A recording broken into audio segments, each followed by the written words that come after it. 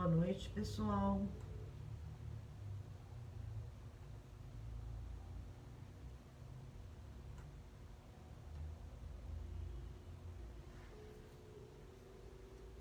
Boa noite. Sejam todos bem-vindos a mais um Evangelho no Lar, que acontece todas as quintas-feiras, às 20 horas, pelo Grupo Socorrista Seara da Paz.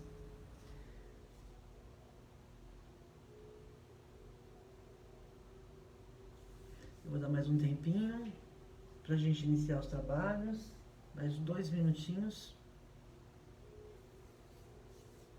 Quem não pegou a água, dá tempo ainda de pegar a água para que a gente possa fazer as vibrações, né?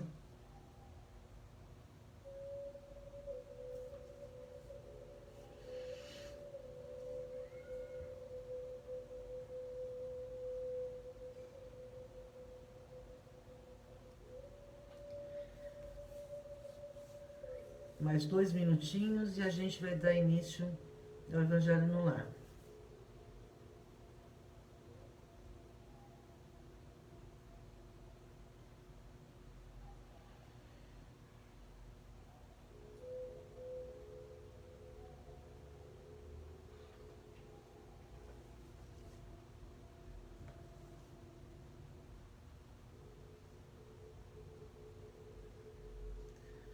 Bom, boa noite a todos vocês que estão aqui conectados para mais um Evangelho no Lar do Grupo Socorrista Seara da Paz. Eu vou dar início aqui à abertura para que a gente se prepare para a reflexão do Evangelho. Então, quem não pegou a água, ainda dá tempo de colocar a água aí do lado para que a gente possa energizar na hora da vibração, né? Então, vamos lá. Vamos relaxando bem o nosso corpo físico, serenando bem o nosso mental. E assim, bem tranquilos e serenos.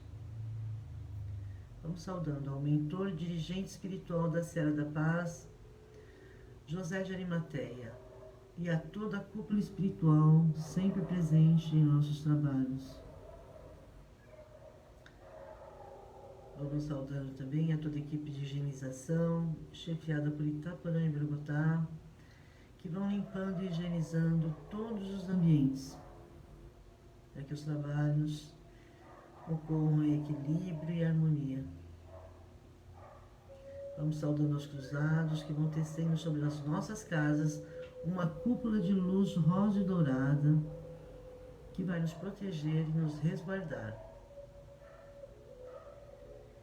Vamos mentalizando no alto das nossas casas um triângulo dourado da Seara da Paz que vai nos ligando num só objetivo de amor e de harmonia.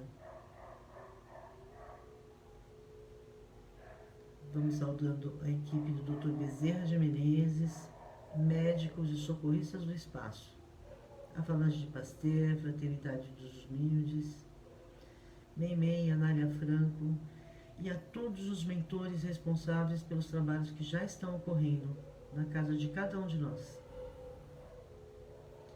Vamos aproveitando esse momento, sentindo a presença dos nossos mentores individuais, vamos sentir o seu toque amigo, característico, e junto deles, saudando a Ismael,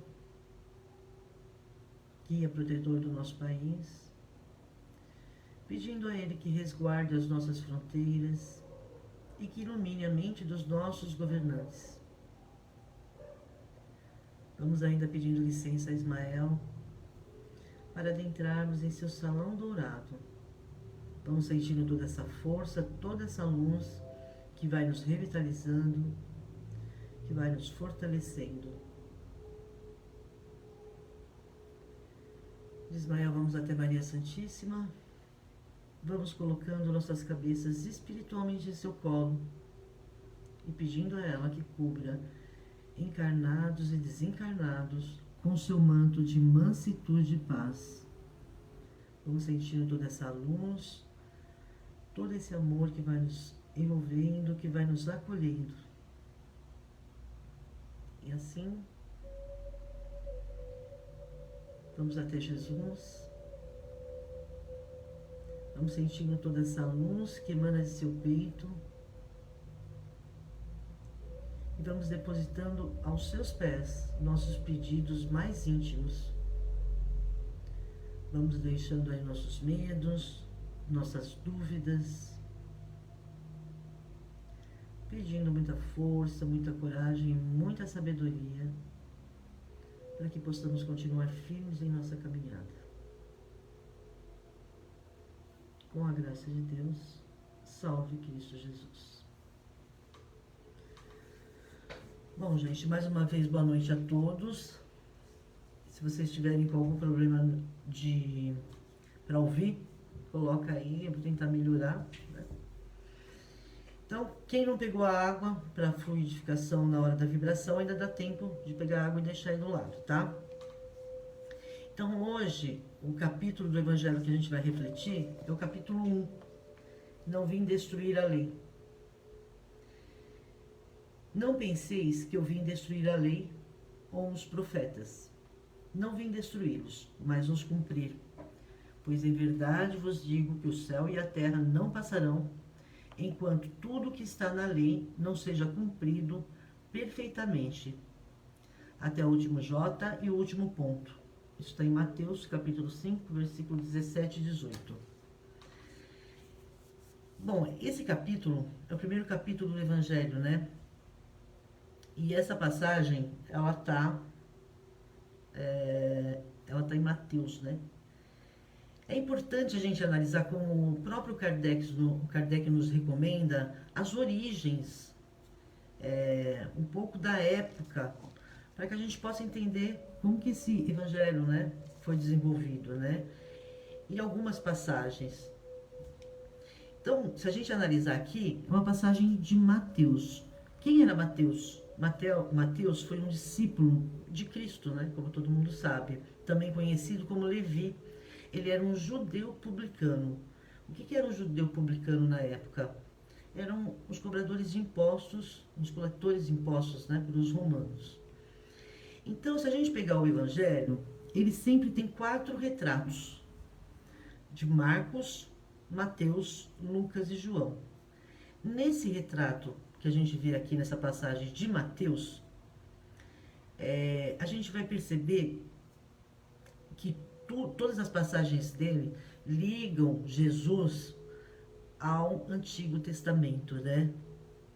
As leis judaicas. Ele era um judeu, então ele tinha essa questão muito forte dentro dele. Então, tudo que ele presenciava com relação a Jesus, ele comparava com as leis judaicas, né? Até não é por acaso que essa questão está justamente no Evangelho de Mateus, né? Não vim destruir a lei, porque para ele mesmo era uma questão anterior das leis serem seguidas, né? As leis que ele conhecia, né? As leis judaicas. Então, a gente vai ver aqui essa característica específica, né? Então, vamos analisar aqui Jesus, a lei e os profetas. Se a gente for ver, Jesus foi o único profeta que cumpriu a lei. Ele nos mostra em todas as suas passagens, inclusive nessa, que ele praticou o amor, ele vivenciou o amor, ele exemplificou, né? Ele fez isso para que a gente pudesse refletir, para que, como um alerta, né?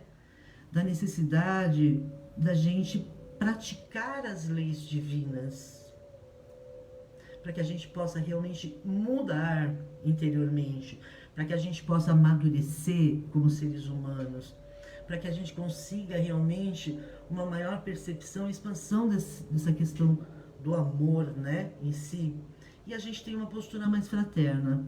Então, se a gente for analisar todos os profetas, ainda mais na questão de Mateus, que liga muito ao Antigo Testamento, a gente vai perceber que Jesus cumpriu a lei, diferente de todos os outros profetas, né? E essa lei, se a gente for analisar o que a gente vai analisar um pouco aqui na frente, refletir, né? Essa lei é sempre a mesma. A lei de Deus, ela é única.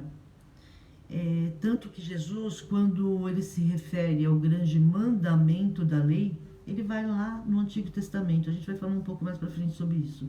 Ele vai lá no Antigo Testamento buscar. Então, quando ele é confrontado e questionado pelo próprio Mateus, qual era o grande mandamento da lei, ele vai lá no Antigo Testamento. E ele traz aqui, traz para o momento atual onde ele estava, né?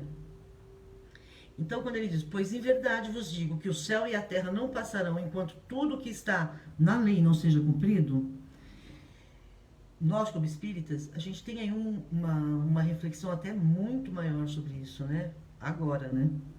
Que a gente vai reencarnar aqui nesse planeta quantas vezes forem necessárias até a gente provar realmente o nosso amadurecimento moral, mas para nós mesmos, né? Até a gente ajustar todos os desequilíbrios do nosso crescimento que a gente provocou, causou em todas as encarnações que a gente passou, né? Até que a gente tenha aprendido a perdoar a quem nos tem ofendido. Enfim, até o momento que a nossa vibração não se adequar mais a um planeta de provas e expiações, né? Então, até a gente não fazer essa transformação e a gente não adquirir esse aprendizado, a gente não vai passar para um outro plano de desenvolvimento, né? Então, gente, isso aqui é mais um resumo do que a gente vai ver aqui nesse capítulo, né? Então, esse capítulo, Não Vim Destruir a Lei, mas Dar-lhe Cumprimento, aborda 3 revelações, como está aqui, né? A primeira teria em Moisés a sua personificação, a segunda em Cristo e a terceira no ensinamento dos Espíritos. E para isso, não seria atribuído a um único indivíduo a sua autoria, né? Mas um ensinamento coletivo desses, onde a lei do progresso vai se efetivando, né? Então, vamos lá. Moisés é a primeira revelação. A gente tem que entender que existem 2 partes distintas na lei mosaica, né? Uma é a lei imutável, de fundo moral, transmitida a Moisés pelo plano espiritual, com o intuito de deixar normas seguras de comportamentos para que todos os povos encontrassem a sua regeneração. É a lei de Deus que foi promulgada no Monte Sinai, né? Os 10 mandamentos que estão lá. A outra é de característica disciplinar. Elas foram adaptadas aos costumes, ao caráter do povo, e ela é transitória, né? Ela foi criada por Moisés como um grande administrador, para que ele pudesse manter a paz, a ordem entre aquele povo primitivo e indisciplinado que ele guiava, né? Então, a primeira, ela tem origem divina e ela é eterna, pois ela se apoia na lei divina, cuja essência é o amor. E a segunda, a do olho por olho, ela nasceu na mente do homem, sendo, portanto, efêmera, né? Por se assentar nas necessidades imediatas da matéria grosseira, né? Então ela é transitória. Moisés estipulou, com o auxílio de muitas outras pessoas, colaboradores, né?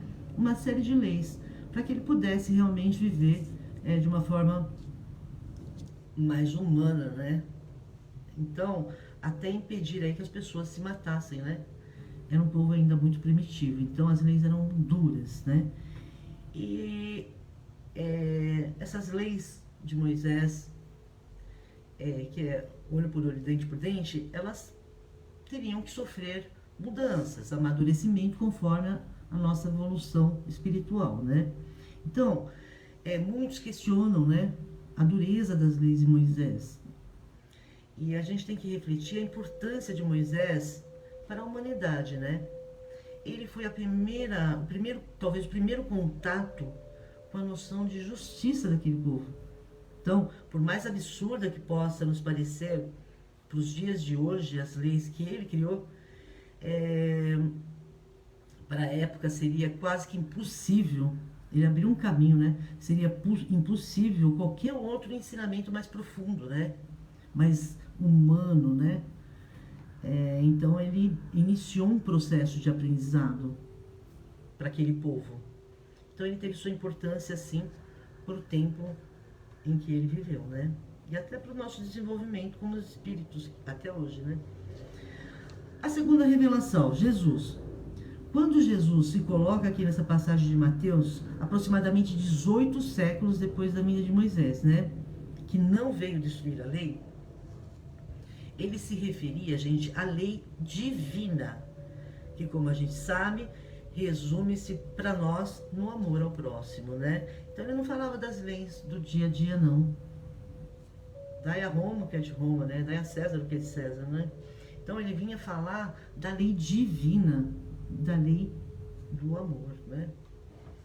Então a prova disso é que mais tarde tem uma outra passagem de Mateus, quando ele questiona sobre Jesus, sobre qual é a maior das leis, ou melhor, qual era o grande mandamento da lei, Jesus responde para ele serenamente, né? Amarás o Senhor teu Deus de todo o teu coração, de toda a sua alma, de toda a tua alma e de todo o teu espírito. Esse é o maior e o primeiro mandamento que Jesus vai buscar onde? Lá no Antigo Testamento. E eis o segundo, que é semelhante ao primeiro. Amarás teu próximo como a ti mesmo. Uma referência ao que também está lá no Velho Testamento, né? Então ele não mudou nada. Ele não veio mudar a lei. Ele veio cumpri-la. Toda a lei e os profetas estão contidos nesses dois mandamentos. Está em Mateus capítulo 22. Então, gente, como a gente pode perceber, a lei de Deus, ela é única. Ela é a mesma em todos os tempos e em todos os povos. Conforme a nossa experiência, conforme a nossa maturidade espiritual, a gente vai ampliando a nossa forma de ver e de sentir de acordo com o tempo em que a gente vive e de acordo com o nosso processo de evolução, né? Se a gente for analisar as nossas encarnações, reencarnações, em cada uma delas a gente desenvolve um papel. Seja de mãe, seja de pai, seja de filho, seja de amigo, seja lá de uma série de coisas, né, que tem. E em cada uma delas, eu acredito que a gente aprenda um pouco mais sobre o amor. Numa única a gente aprende, né? Quando a gente é filho, a gente vê o amor de um prisma. Quando a gente é pai, a gente vê de um outro. Quando a gente é amigo, a gente vê de um outro maior, né? A gente vai ampliando essa visão do amor. Mas a gente só faz isso quando a gente vivencia, quando a gente experimenta, quando a gente aprende, né? Vai abrindo, né? Então o amor é expansão. A gente vai abrindo esse sentimento de uma forma maior, até ele se tornar fraterno, né? Acredito eu. Pelo menos é o que a lei ensina, né? Então, quanto mais evoluímos, quanto mais a gente entender essa lei de Deus, que é a lei divina, pois ela está gravada lá dentro de cada um de nós, a gente vai, talvez, ver de forma diferente aquilo que a gente via há um tempo atrás, né? Então, gente, na primeira revelação, Moisés, ele se dirigia a uma humanidade infantil, quase animalizada. Então, ele tinha que ter uma linguagem para a época, né? Até para abrir a cabeça, para fazer com que as pessoas quisessem, no mínimo, refletir, né? Com a vinda de Jesus, a gente já tinha uma humanidade um pouco mais preparada, talvez entrando na maioridade. Na terceira revelação, que é a visão de Kardec, a visão espírita, né? A gente tem uma humanidade caminhando aí para uma maturidade maior, uma maturidade espiritual, onde o grupo de espíritos que ele trouxe para nos informar aqui uma série de questões, eles abrem os mesmos pontos, talvez dando uma oportunidade de a gente refletir de uma forma maior, né? Se a gente for ver o próprio Evangelho, né? Cada vez que você abre o Evangelho, cada vez que você lê um capítulo, o seu entendimento é outro, porque é uma obra viva. Ele fala lá dentro para nossa alma, né? Para o nosso crescimento. Então, cada vez que você lê, você tem um entendimento diferente. É impressionante. Então, gente, a lei não muda. Nossa capacidade de ver, de ouvir, de amadurecer é que muda. Cristo foi a mais pura expressão da lei divina, da lei de Deus, né? Não é teoria, não é filosofia, não é teoria, talvez não é filosofia, é filosofia viva, né? Porque ele exemplificou, sua vida foi exemplificar essa lei, né? Cumprir a lei. E assim, quando a gente começa a refletir sobre esse capítulo, fica muito claro que a única forma de se cumprir a lei, né, é praticar o amor. E como a gente tem pouco conhecimento, a gente tem que experimentar, né? E a caridade, eu acho que é realmente o grande caminho, como as obras aqui nos deixam bem clara, né? É o grande caminho. Talvez a gente não tenha toda essa intenção tão nobre quanto é o amor, né? Mas a gente tem uma intenção de ajudar, de um querer melhor, né? E aí vai abrindo o leque e a gente vai expandindo esse sentimento, né? Então, gente, os fariseus eram mestres na arte de ensinar, mas pouco entendiam da ciência de praticar, né? Então, Jesus nos chama a atenção para a necessidade da prática dos ensinamentos morais, para praticar a lei, né? Para que a gente interiorize os princípios e não somente nos limitemos a conhecê-los, né? Mais ou menos profundamente, que acontecia com muitos profetas, né? Tinham conhecimento, mas não tinham prática, não tinham vivência, né? Então, Jesus nos mostra a importância de nos entender, de refletirmos sobre as questões da nossa vida, para que a gente aprenda a tomar atitudes mais conscientes, né? Interiorizando essas leis, não por medo de algum tipo de punição, mas por querer realmente melhorar, por querer estar, talvez, num ambiente onde a vibração seja melhor, né? Então, para que nós consigamos estar em ambientes melhores, porque punição não existe, né? Nós estamos num processo de transformação, de crescimento. O que existe é mudança. Então, é refletir e mudar. Se a gente não muda, a gente sofre.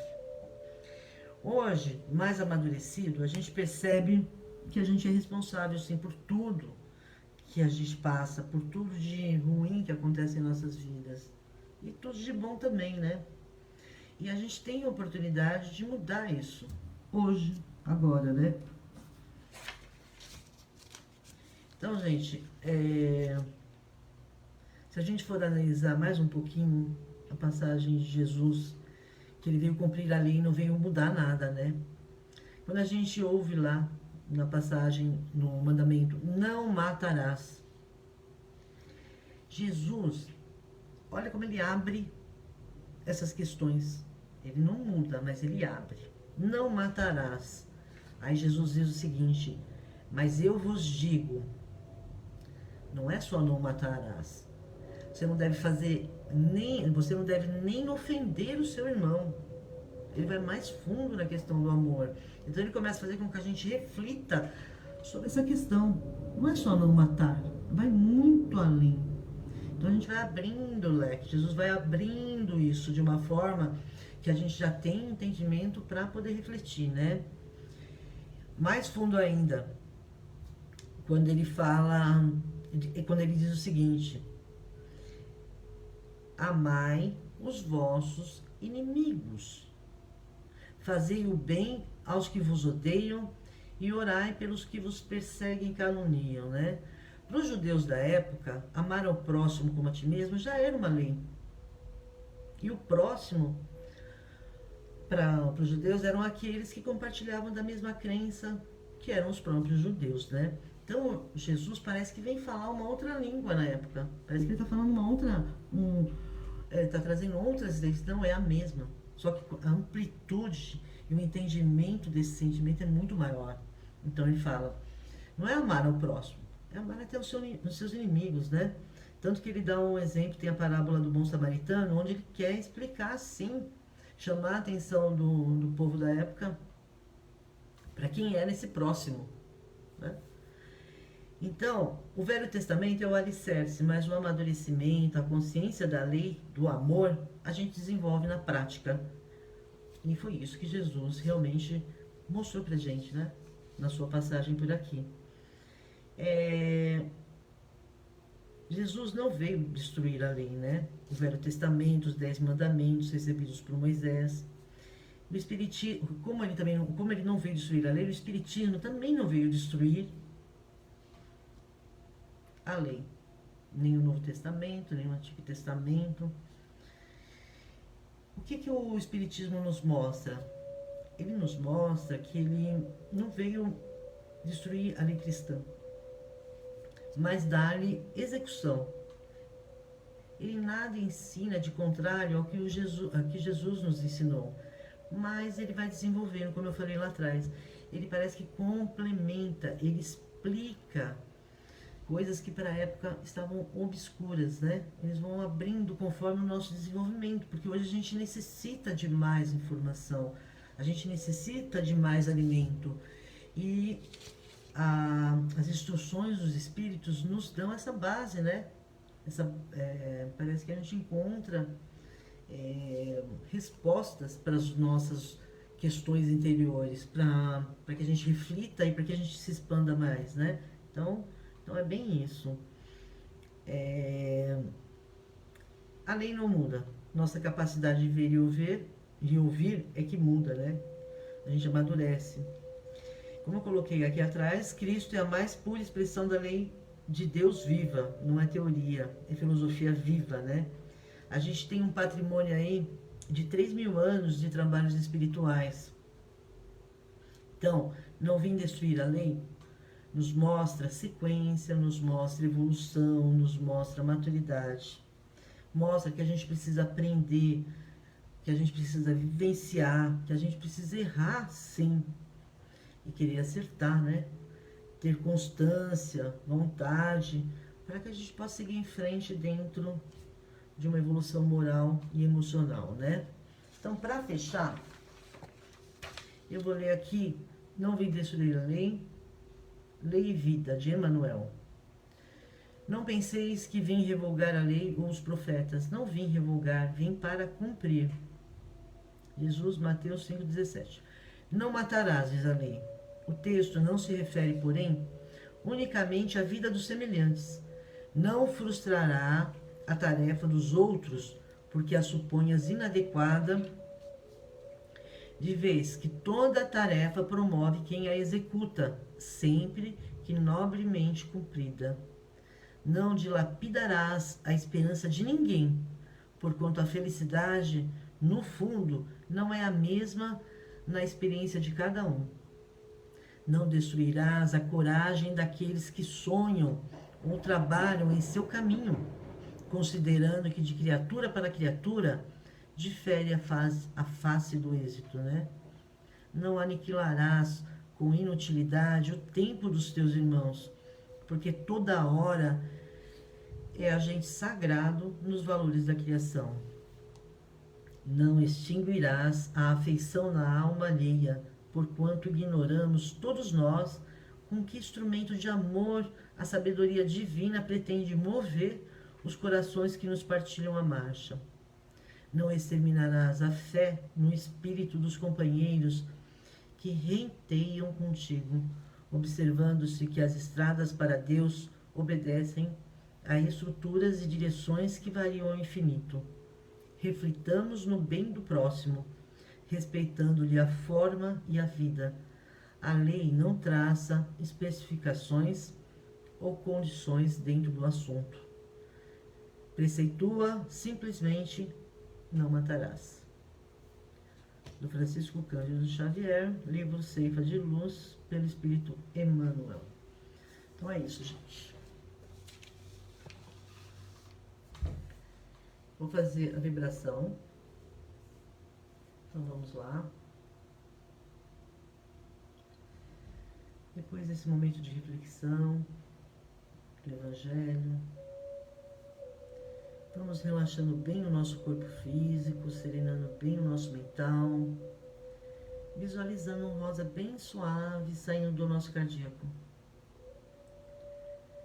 Essa luz vai se elevando, se unindo e cobrindo todo o planeta Terra, onde a espiritualidade maior vai fazendo uso de toda esta luminosidade onde for mais necessário. Vamos pedindo licença ao alto e visualizando essa luz indo em direção às ruas, envolvendo a todos que estejam precisando de abrigo, carinho, atenção, envolvendo eles com muito amor, com muito carinho, deixando esperança em cada um deles, uma sementinha de esperança. Vamos também vendo essa luz indo em direção a todos aqueles que auxiliam essas pessoas que estão nas ruas, levando a eles muita coragem, firmeza e constância em seus propósitos, para que eles façam chegar a eles o necessário para que eles possam continuar em suas provas, em seus objetivos aqui nessa vida. Vamos também visualizando essa luz em direção aos asilos, envolvendo a todos os corações presentes, sejam eles encarnados e desencarnados, com muito carinho, com muito amor. Vamos vendo essa luzinha em direção aos hospitais, que elas possam levar consolo, força, coragem e sabedoria, tanto para aqueles que necessitam de auxílio médico, espiritual, como para aqueles que estão lá fazendo o seu trabalho com muito carinho, com muito amor. Que essa luz também possa vir em direção aos nossos lares. Vamos vendo essas luzes entrando pela porta principal, iluminando piso, parede, deixando o ambiente todo iluminado. Vamos vendo essa luz acolhendo todos aqueles que estejam nesses ambientes. Vamos vendo toda a equipe de médicos, socorristas, auxiliando a todos os que necessitam, a todos que vieram buscar essa luz, esse evangelho, que eles possam ser encaminhados.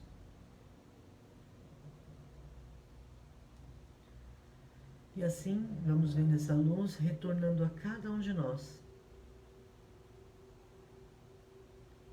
Vamos vendo essa luz preenchendo as nossas necessidades, atendendo aos nossos pedidos mais íntimos.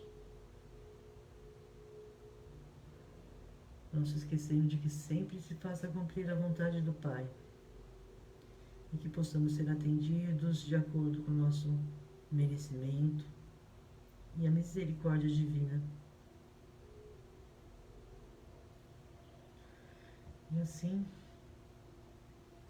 vamos encerrando os trabalhos dessa noite, agradecendo a Deus, nosso Pai Criador, a Jesus, nosso irmão maior, por mais esta oportunidade de estarmos aqui reunidos no Evangelho no Lar, trocando essa experiência e toda essa amorosidade. Vamos também agradecendo a toda a equipe de médicos e socorristas do espaço, as falanges aqui presentes, fraternidades, a toda a equipe de higienização que manteve os nossos trabalhos em segurança. Vamos também agradecendo a todos os mentores responsáveis por esses trabalhos, agradecendo aos nossos mentores individuais que nos intuem e nos trazem todas as quintas-feiras aqui. E assim vamos pedindo licença ao alto e encerrando as atividades de hoje dizendo: Ave Maria, cheia de graça, o Senhor é convosco. Bendita sois vós entre as mulheres, bendito é o fruto do vosso ventre, Jesus. Santa Maria, Mãe de Jesus, rogai por nós, agora e na hora de nossa passagem, que assim seja. Graças a Deus, salve Cristo Jesus. Bom, gente, uma boa noite para vocês. Um ótimo final de semana, um bom Dia das Mães, um domingo, Dia das Mães, né? E na próxima semana, na quinta-feira, estaremos aqui com mais um Evangelho no Lar, no mesmo horário, pelo Facebook. E nós temos várias novidades. É só entrar no Facebook e verificar lá os trabalhos que ocorrem nas quartas, aos sábados, os presenciais. Se atualizem, que a gente sempre tem uma novidade para vocês. Fiquem com Deus. Até a próxima semana.